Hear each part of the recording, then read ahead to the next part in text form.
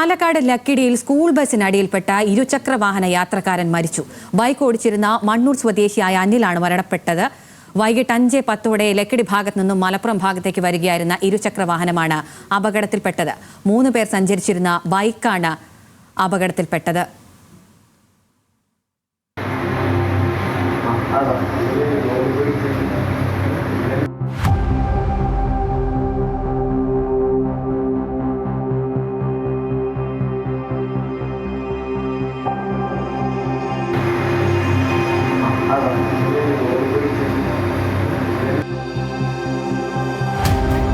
വിവരങ്ങളുമായി പാലക്കാട് നിന്ന് അജിത് ബാബു ചേരുന്നുണ്ട്. അജിത്, ഇത് ആരുടെ ഭാഗത്താണ് തെറ്റുണ്ടായിട്ടുള്ളതെന്നാണ് മനസ്സിലാക്കാൻ കഴിയുന്നത്? വിശദാംശങ്ങൾ.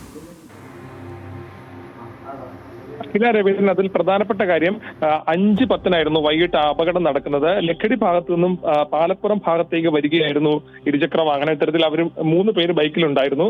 ആ ബൈക്ക് ഇത്തരത്തിൽ സ്കൂട്ടറിനെ മറികടക്കുന്നതിനിടെയാണ് ബസ് ഇത്തരത്തിൽ കൂട്ടിയിടിക്കുകയും ഈ ബൈക്ക് ഓടിച്ചിരുന്ന മണ്ണൂർ സ്വദേശിയായിട്ടുള്ള അനില് മരണപ്പെടുകയും ചെയ്യുന്ന സാഹചര്യം ഉണ്ടായത്.